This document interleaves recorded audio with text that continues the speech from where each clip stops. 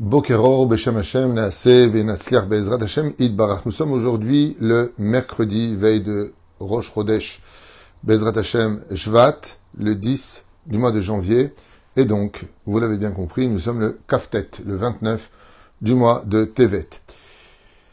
Jour important qui nous parle à tous, acheté par Dov Journo Ayakar pour sa fille Laura Julie Journo, qu'elle puisse trouver son Mazal, et Be'ezrat Hashem, et très vite, un beau mariage pour cette année par le mérite de cette étude. Iratzon Shakadosh Baruchu Ivarechet Laura Julie Journo Ayekara Bat Dov Shetiskena Lezivugagun Briut Etana Richut Yamim Parnasa Beshef Velakim Bait Kedat Moshe Israël Be'ezrat Hashem. Oufren, que ce shiur soit aussi pour la protection chez Kol Chayalenu, Kol Am Israël et la libération surtout de tous nos otages en bonne santé, Be'ezrat Hashem, et que cette guerre prenne fin le plus vite possible avec la Géoula chez les mains. On pensera bien sûr à l'élévation de l'âme chez le Kol Mété Israël, on pensera à tous nos blessés, on pensera à toutes ces familles qui malheureusement sont assis par terre, parce que chaque jour on entend malheureusement des nouvelles qui sont très difficiles, et c'est justement le sujet que je voulais développer avec vous à travers des enseignements de la Torah. Donc merci à Dov Journo d'avoir aussi acheté un shiur chez nous, ce qui nous aide beaucoup, sachez-le. On a besoin vraiment de ce soutien. D'un côté, on vend un shiur qui est d'une valeur spirituelle très importante, et de l'autre côté, vous permettez à des familles dans le besoin de pouvoir manger, et des gens qui étudient la Torah de pouvoir étudier. Votre mérite est grand. On fait juste passer votre donation dans le monde futur. Oufren, vous savez, dans ce que nous sommes en train d'étudier aujourd'hui, dans les parachutes de la semaine, on voit qu'il y a deux pôles très importants qui interviennent constamment. Si je m'en réfère à l'esclavage en Égypte, qu'est-ce qu'on peut constater ainsi que chacun de nous dans nos épreuves? Ce qu'on peut constater, c'est que Pharaon, lui, de son côté, il dit « Je comprends pas pourquoi tu viens déranger maintenant les enfants d'Israël, c'est pas l'heure de la libération. » Puisque chez vous, les Juifs, il y a marqué 400 ans d'esclavage dans un pays étranger. Vous êtes à 210 ans, pourquoi vous venez déranger le peuple d'Israël qui est enfin en train de faire son tikkun? Et cette situation-là, de déranger le peuple qui est dans son tikkun, le fait de déranger le peuple qui est dans son tikkun dérange. Pourquoi? Parce que, Pharaon dit non, ils n'ont pas accompli jusqu'au bout ce qu'ils se devaient de faire. Et voilà que nos chachamim vont se pencher effectivement sur la grande question, à savoir, est-ce qu'il est ou pas temps de sauver les enfants d'Israël? Et voilà qu'on nous dit, oui, mais l'esclavage ne parlait que des hommes. Et vous avez mis aussi les femmes et les enfants en esclavage. Donc, s'il y a eu 210 ans, si vous avez doublé par l'effectif humain l'esclavage en Égypte, ça fera plus de 400 ans, donc il est temps qu'ils sortent. Très bien. Deuxième explication, il dit oui, un esclave, il travaille le jour, il se repose la nuit. Et vous les avez fait travailler le jour et la nuit. Donc, ça a complété 12 heures plus 12 heures, qui virent, entre guillemets, ça voudrait dire qu'ils ont complété par le labeur. Troisième explication, il dit Nachon, tous les esclavages ont eu lieu à des époques différentes. Mais l'esclavage d'Égypte est considéré comme étant l'esclavage le plus terrifiant de tous les esclavages qu'on aurait pu entendre même à l'époque sans froisser personne, de Kunta Kinte, l'esclavage qu'ont subi les hommes de couleur. C'était inadmissible, ces humiliations, ces fouets, c'est pour ramasser du coton, pour vraiment avoir été utilisés comme des animaux. Hashem Yishmor Virachem.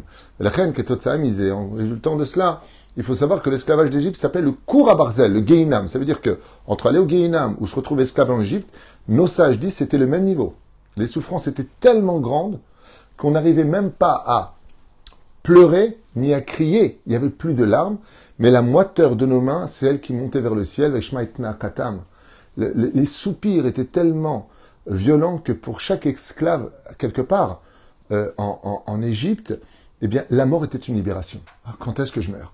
À un tel point que 80% des enfants d'Israël n'attendaient même plus la Géoula. Quand tu viens libérer un esclave, il est heureux. Là, mais pourquoi tu me libères? Je n'ai pas envie de sortir. Mourir, je ne veux rien entendre, ni liberté, ni tout va bien, je veux rien entendre.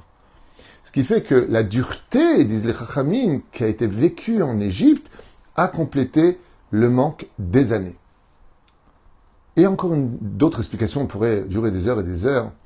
Il y en a une qui vient nous dire que les 190 ans qui manquaient dans ce terrible tourment de l'esclavage égyptien sera comme un antibiotique pris dans plusieurs époques. Donc la galoute de la Babylonie, de la Perse, de la Grèce, de Édom et d'Ishmaël à la fin des temps, comme le rappelle Rabbi Eliezer ben Orkanos dans son livre Pirkei de Rabbi Eliezer, où en fin de compte nous allons compléter les 190 années terribles et insurmontables de l'Égypte, qui nous ont emmenés au 49e degré d'impureté pour lequel, si on n'était pas sorti, on n'aurait plus jamais pu ressortir, eh bien, vont être divisés. Qu'est-ce qu'on apprend de ça, nous, maintenant, en 2024, de l'ère vulgaire? Eh bien, on apprend que quand on a des dettes spirituelles dans le monde d'en haut, quand on a quelque chose à faire prévaloir, et que cette chose-là doit s'acquérir par la souffrance. Alors la Gemara nous dit que, par exemple, pour la fin des temps, quand tu verras dans Sanhedrin, quand tu verras mitrabim atzarot, quand tu verras, ah oui, j'ai oublié le pouce, quand tu verras que les épreuves se multiplieront au point de te laisser sans réponse, sans direction, sans projet pour demain, comme perdu. Mais qu'est-ce qu'on fait maintenant? Ça marche pas, ça c'est pas bon, j'ai la maladie, je suis en train de divorcer, les enfants ceci, les enfants cela. Eh bien, au sage de nous dire, quand tu verras que les choses vont s'accentuer, comme ça s'est passé pour l'Égypte, rappelez-vous que dans la fin de la paracha de Shemot, quand Moshe est venu libérer les enfants d'Israël, boum! Qu'est-ce que fait Pharaon? Non seulement il n'allège pas l'esclavage, mais il retire même la paille. Il a endurci l'esclavage des enfants d'Israël, mais tout de suite après ça a été la libération. Ce qui fait que plus ça deviendra dur pour chacun de nous, et plus la libération se rapproche. Comme une femme qui accouche. Plus les tsirim sont rapprochés, c'est-à-dire, comment on appelle ça les tsirim en français, quand une femme elle a les muscles qui se contractent, les contractions. Plus les contractions sont fréquentes, et plus ça annonce la naissance de l'enfant. Mais les contractions font mal. C'est une compression comme ça des muscles, et ça fait extrêmement mal. Enfin, c'est ce que disent les femmes, moi je sais pas ce que c'est, mais c'est ce que disent les femmes. Aïe, aïe, aïe, ça fait mal. Et pourquoi? Parce que l'enfant arrive. Donc, on comprend que plus tu rembourses tes dettes, et plus tu te vides quelque part. La grande question, c'est est-ce que c'est une fatalité? Est-ce qu'on ne pourrait pas éviter ça? Est-ce qu'on ne pourrait pas éviter tout ce qu'on est en train de vivre aujourd'hui? Alors, deux réponses à donner rapides. La première, la plus connue de toutes, que j'ai déjà développée à ma entreprise, c'est si on disait tout simplement dans notre vie que tout est grâce à Dieu, que Bezrat Hashem, il nous sauvera, que tout ce qu'on fait, on dit Bezrat Hashem. Si on était proche de la Torah, pas tu dis Bezrat Hashem et tu continues à faire des péchés. Dieu n'est pas une philosophie. Vraiment, tu fais ce qu'il faut. Alors Bezrat Hashem, tu n'auras pas besoin de subir tout ça. La deuxième explication, elle par contre, est beaucoup plus profonde. Et c'est ce que j'aimerais partager pour ce shiur avec vous. Et vous verrez combien ça va nous parler. Tous les jours, on entend des nouvelles qui sont plutôt bonnes pour certains, et on entend une majorité de nouvelles qui sont difficiles. Aujourd'hui, d'écouter les informations, on va pas dire que ça remonte le moral. C'est pas évident. Le monde par lui-même vit un mal de vivre, un malaise, tout le monde le sait, même si chacun de nous pouvons passer de bons moments. Mais dans la généralité, même ceux qui ont du bonheur aujourd'hui, ils me disent « j'ai peur de le perdre ». Alors je ne suis peut-être pas une référence parce que qui t'es-toi pour dire au nom de tous? Je parle effectivement de ce que moi je vis. Mais je pense que j'ai quand même un entourage assez diversifié pour me permettre de parler de façon générale. Et on a encore perdu hier 9 soldats. Tu vois les visages de ces jeunes souriants. Des familles qui sont en deuil. Des familles qui sont au chômage depuis des mois et des mois. Il y a plus de 100 000 habitants du nord d'Israël qui vivent depuis 3 mois dans une chambre. À plusieurs. Moi j'écoute les informations israéliennes. Les témoignages sont très difficiles. Ils deviennent fous. Il y en a même qui aujourd'hui boivent de l'alcool. Ils deviennent fous, ils veulent retourner chez eux, ils ne peuvent pas, ils sont bombardés. Le sud d'Israël est toujours désertique. Sderot n'est toujours pas réhabité. Je suis parti voir ceux qui sont réfugiés dans les hôtels. Toda Lael, au moins ils sont là-bas. Très bien. J'ai parlé un peu avec eux. Ils éclatent en larmes. La situation n'est pas simple. La question c'est, je ne comprends pas. Dans la vie, il faut se battre pour réussir. Quand on est agressé ou pas agressé, quand on est renvoyé ou pas renvoyé, quand on est battu ou pas battu, peu importe. Dans la vie, on doit se battre. Tout ce que nous entreprenons est empreint d'un combat incessant. L'exemple que j'aimerais rapporter, c'est le combat de Yaakov quand il a oublié de prendre ses cruches de l'autre côté du fleuve Yabok. Et là-bas, dans cette paracha, on nous dit que Yaakov s'est battu avec un ange. Qui était cet ange? Saro Shel Esav. Comme vous le savez tous, on en a parlé depuis des décennies. Il ne s'est pas battu avec un humain. Ce n'est pas un combat de karaté, kung-fu, comme on pourrait le voir dans les films d'Hollywood. Il s'agit d'un combat spirituel. Et ce combat spirituel, eh bien, va faire de Yaakov l'état de passer d'un homme à un ange. D'où est-ce qu'on apprend ça? Le mot Yaakov est un nom d'humain. Mais en général, je dis bien en général, tous les noms qui finissent avec Aleph Lamed, El, comme Raphaël, Gabriel, Uriel, et ainsi de suite, Michael, ce sont des noms en général d'anges. Donc Israël, c'est un nom d'ange. Ce qui fait que Akadosh Baruch Hu, depuis ce moment-là, a fait passer l'état du peuple d'Israël, du père de la nation d'Israël, donc Yaakov Avinu, de Yaakov, qui représente, ce que je vous dis, c'est des explications ésotériques. Donc ce sont des situations qui ont fait passer l'homme, le peuple d'Israël, de l'homme à un ange, puisque nous sommes passés de Yaakov, qui est un nom commun, à Israël, qui est le nom de l'ange, qui nous relie au divin. C'est pour ça que nous portons ce nom. Et quand il se bat avec lui, il arrive à le vaincre. L'aurore se présente, l'ange dit « Libère-moi, car il est maintenant le moment pour moi de chanter en l'honneur de Dieu. C'est pour ça que j'ai été créé, chanter en l'honneur de Dieu. » Il lui dit « Non. Je veux savoir quel est ton nom. » Il dit « Pourquoi tu veux poser la question quel est mon nom ?» Il lui dit « Bénis-moi. » Et c'est quoi la bénédiction? Une bénédiction que nous avons ignorée, que nous avons oubliée. Et c'est ce que j'aimerais partager avec vous, qui vaut vraiment le coup d'ouvrir vos oreilles. Parce que là-dedans se cachent toutes les problématiques de nos vies.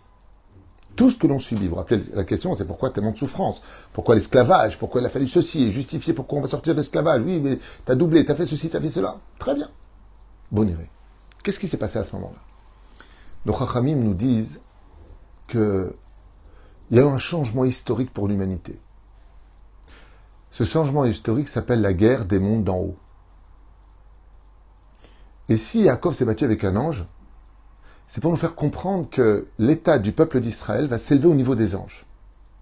Ce qui fait qu'en réalité des réalités, ce que nous vivons sur Terre dans nos désarrois, nos épreuves, nos problèmes de santé, nos problèmes de ceci et cela, même les guerres que nous avons passées et que nous passons encore aujourd'hui, en réalité ne sont que la finalité d'une ishtal shelut, c'est-à-dire d'une situation de descente dans le monde d'en bas, d'une très grande guerre qui a lieu dans le monde d'en haut.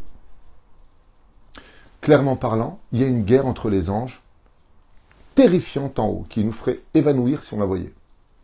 Et étant donné que cette guerre a lieu entre les anges d'en haut et l'ange d'Israël, donc comment s'appelle cet ange, vous l'avez compris, Israël accompagné de Michael, de Gabriel, de Uriel, de Raphaël, et ainsi de suite, il y a une guerre terrible. Alors cette guerre-là va donner automatiquement des conséquences dans le monde d'en bas. Ce qui fait que si je veux que la paix vienne en bas, où est-ce qu'il faut que je règle le problème du shalom? En haut. Et c'est ce qu'on dit dans toutes nos prières. Chaque fois qu'on clôture une prière, que ce soit le Birkat Hamazon ou l'Amida, Ose Shalom Bimromav, Hu Berachamav Yase Shalom Aleinu. Il faut d'abord qu'on arrive à faire la paix dans le ciel pour qu'on puisse espérer une paix sur terre. Pourquoi il y aurait une guerre dans ce cas-là en haut? D'accord, je vais faire la paix dans le ciel, mais comment je fais? Je prends une échelle. Salut les mecs, calmez-vous là-haut parce qu'on en aura le bol en bas. On peut la jouer comme ça l'histoire? Non, c'est à prendre très au sérieux. Et ce que je vous dis n'est ni une allégorie, ni une métaphore, ni une image. Mamash, on parle de choses réelles et concrètes pour celui qui, bien entendu, croit en la Torah et croit que Dieu existe et croit à ce que je raconte au nom des Chachamim. C'est pas dans tout ce que je vous dis. Moi, je suis un petit perroquet de rien du tout qui vous transmet des enseignements, des sarakol, de notre Torah. Pour moi, qui est complètement vrai, complètement Baruch Hashem, chez Zachinu Liot Yehudim, Pachout. Alors, juste pour vous répondre. Pourquoi en haut il y a des guerres? Parce que le peuple d'Israël a juré que s'il sortait donc du pays d'Égypte, Naaseh Venishma, c'était pour recevoir la Torah et les mitzvot. Donc nous avons juré fidélité, pour lequel nous avons pris le titre de Or Lagoïm, la lumière des nations du monde. Ok, très bien, ça ne plaît pas à tout le monde, mais c'est un état de fait. En tout cas pour nous les Juifs. Nous avons un rôle à jouer, celui de faire connaître le Créateur du monde aux nations du monde. Après, il y a eu des dérivés, des sectes qui vont sortir, des religions qui vont naître au fur et à mesure des siècles. Mais notre rôle à nous, c'était ça. Ce qui fait que les anges qui dirigent les nations du monde, les 70 anges des nations du monde, ils disent, ok, maintenant, toi, Israël, c'est l'aide du mot Rosh. Li Rosh, pardon. Ça veut dire quoi? Israël, si je vois les lettres du mot Israël, ça veut dire la tête. Li Rosh. Ya Avduchami Vishachabolecha Leumim. Ok? Mais si une tête se comporte comme des pieds, il y a un problème. Si une tête se comporte comme une épaule, il y a un problème. Tu n'es pas à ta place. Et dès que les enfants d'Israël quittent le chemin de l'engagement pour lequel ils ont reçu la Torah et quitté l'esclavage, eh bien, automatiquement, les nations du monde portent plainte contre Israël dans le monde d'en haut. Et les anges, qui représentent les ministres d'Israël, ceux qu'on a cités juste avant, donc Michaël, Gabriel, Uriel, Raphaël, ainsi de suite, se présentent pour défendre Israël. Mais face à la justice de Dieu, les anges, ils se battent. Ils disent, je ne comprends pas, vous les Juifs.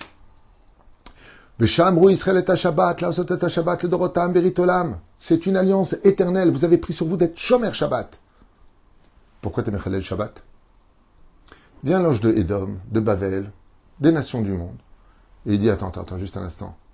Toi, t'as promis de manger cachère quand t'es sorti du pays d'Égypte. C'est bien pour ça que l'esclavage s'est arrêté. Oui, t'as oublié? Toi, t'as promis de faire l'Anida. Toi, le Juif. T'as promis de faire le Motzi Lechem et le Birkat Amazon. Quand on t'a dit, tu veux la Torah, t'as dit, on la prend tout de suite. Les nations du monde lui disent, non, on ne veut pas s'engager là-dedans. Nous, on prend 7 mitzvot. Vous, les Juifs, vous avez pris des mitzvot. Vous, les Juifs, vous avez pris des mitzvot.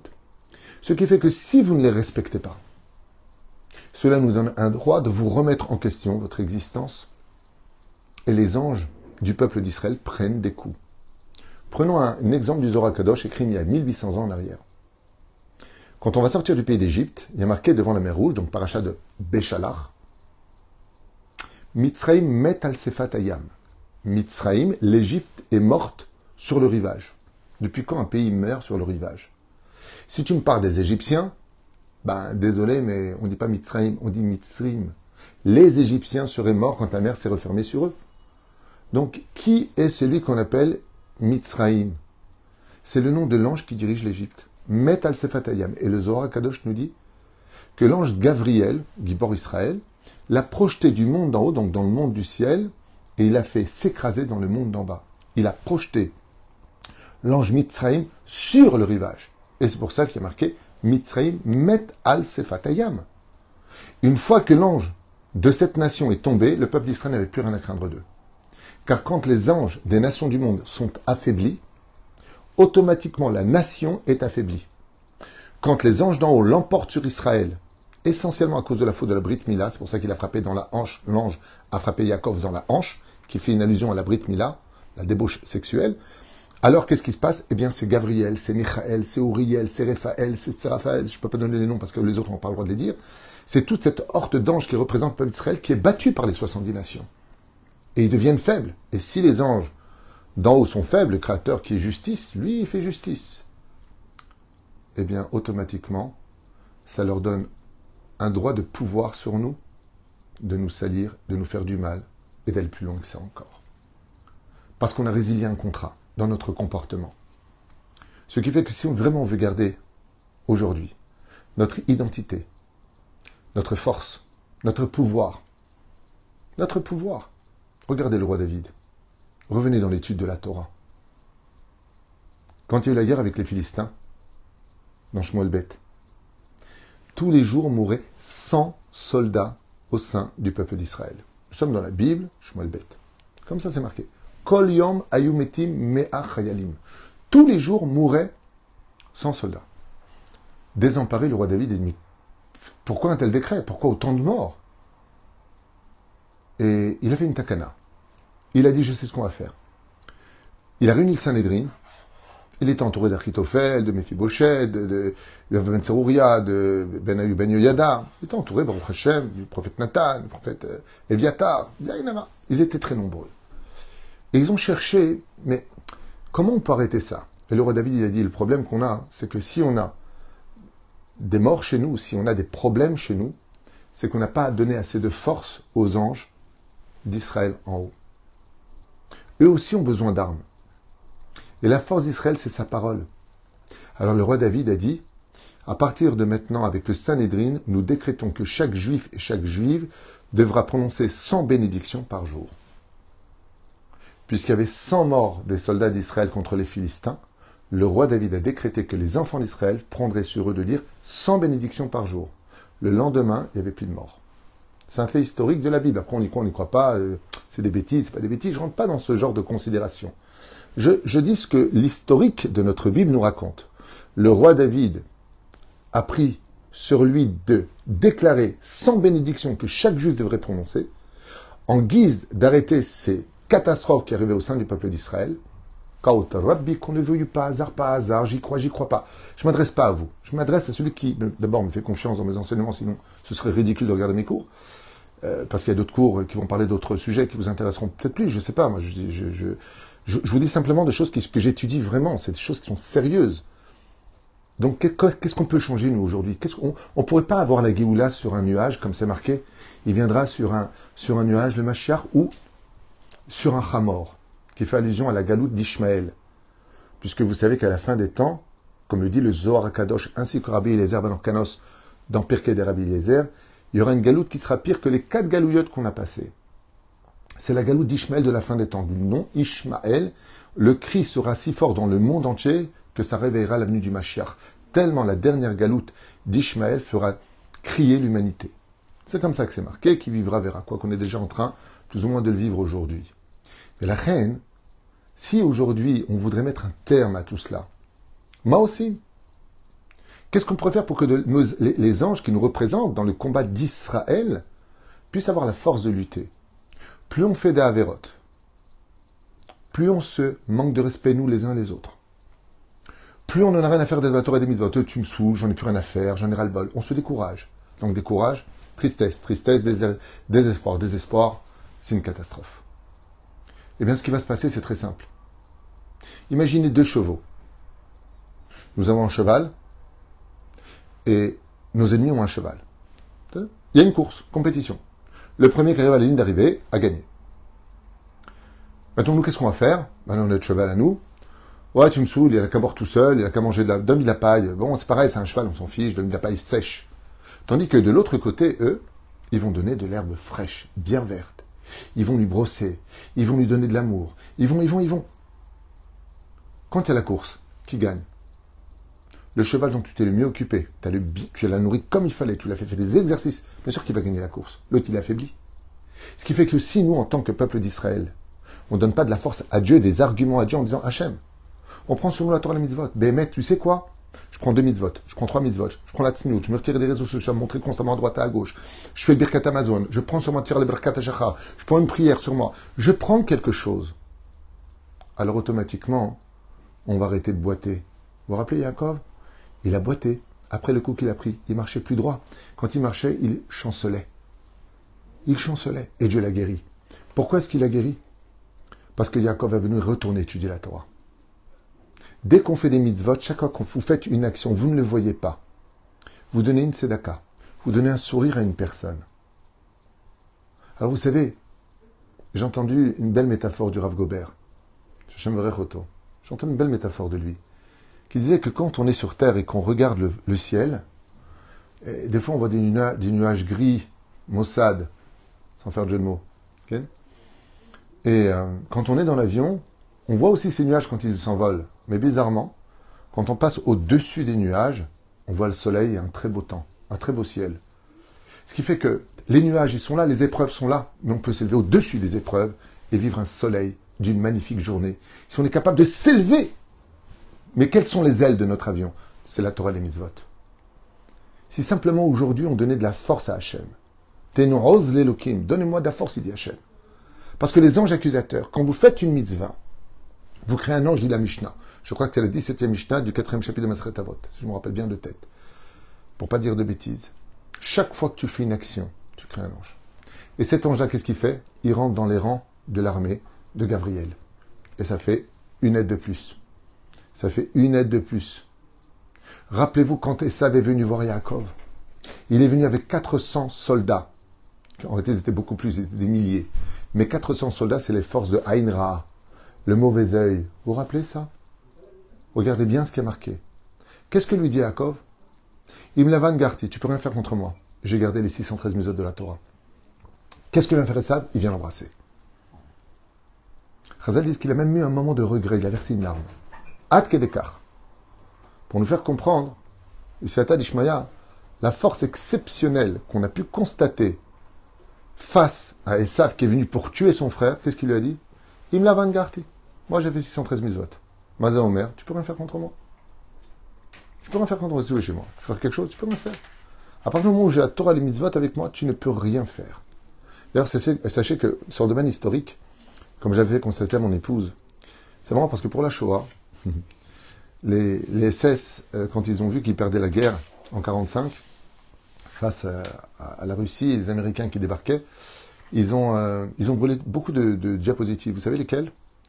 Ils ont brûlé toutes celles où on voyait des gens pas forcément religieux, mais très bizarrement, je ne sais pas si vous avez constaté, mais toutes les vidéos qu'ils ont laissées, c'est des représentants de la Torah. Des juifs avec des péotes, des femmes avec le kissouille, des femmes extrêmement pudiques, comme si que tout le peuple d'Israël était complètement religieux. Vous savez pourquoi? Pour qu'on dise, bah, tu vois, regarde, il y a eu la Shoah, regarde comment ils sont religieux. Tu vois que la Torah ne protège pas. C'était ça le piège de Hitler. Et il a marché ce piège. Parce que cette phrase a été dite dans beaucoup de bouches. Au lieu de comprendre que quand sort André Lamoussia, c'est-à-dire cet ange de destruction, il ne fait pas de distinction entre le tzaddik et le rachat, de la même façon, à cette époque-là, je peux vous affirmer que beaucoup de juifs étaient déjà très assimilés, comme le prouve l'histoire. Ce que je vous dis, ce n'est pas des raisonnements personnels, même si rien ne justifie la Shoah. Je ne suis pas en train de dire que parce qu'il y a eu ça, il y a eu ça, j'en sais rien. Ça, c'est des contes divins que je n'ai pas dans les mains. Mais ce qui est sûr et certain, c'est que à l'époque de Chizkiyahu Amelech, où tout le monde étudiait la Torah, tout le monde pratiquait la Torah et les mitzvot, et que Sainte-Réry est venu avec des millions d'hommes pour détruire Jérusalem et assouvir le peuple d'Israël, on voit que même sans un seul soldat, ils sont tous morts en une nuit. C'était la veille de Pessah, la Seret Sanhedrin. Et ainsi donc, Béhémet, si aujourd'hui on veut aider notre situation, qu'elle soit à l'échelle individuelle, qu'elle soit à l'échelle nationale ou internationale, voire universelle, il faut arrêter de penser que c'est seulement sur terre qu'on peut résoudre les problèmes. N'oubliez pas ce qu'a dit le roi David. Tous les jours pendant la guerre mouraient 100 soldats. Qu'est-ce qu'il a fait? Pour 100 soldats, il a fixé les 100 bénédictions. Et le lendemain, le Tanakh nous apprend que ne tombe plus un seul soldat au sein du peuple d'Israël. Moi, chez Bezrat Hashem, je voulais partager avec vous pour ce premier cours de la journée, vous faire réaliser que si un jour vous n'avez plus la force de faire la Torah et les mitzvot, une femme m'a dit récemment, j'ai plus la force de porter le kissouille. Je lui ai dit, très bien. Si tu n'as plus la force de porter le kissouille, tu as 2 mitzvot. La première, c'est de faire maintenant les Shem Shamaim, puisque pour toi, c'est plus valable. Et la deuxième chose, si tu n'as pas la force pour toi, fais-le pour le peuple. On m'a dit, ok, ça je prends. Même si on n'a pas la force de faire Birkat Amazon, faites-le pour le peuple d'Israël. Parce que Birkat Amazon, c'est 4 fois Baruch Ata Hashem. Ça veut dire que vous allez faire 4 anges qui vont monter dans le monde d'en haut. 4 anges, chez vous, plus 4 anges, plus 10 anges, plus 20 anges, plus Gvil Batora, plus les Tfilin, plus la Tzedaka, plus un sourire, plus d'harmonie entre nous, moins d'insultes, moins de promos, moins de... Plus et plus égale beaucoup. Et ainsi donc, Bezrat Hashem, ça nous permettra d'avoir une situation où même si les nuages sont plutôt maussades et gris, eh bien ça nous élèvera au-dessus de ces nuages pour vivre une très belle journée sous le soleil de la Géoula. Baruch Adonai l'Olam, Amen et Amen, et merci à vous tous.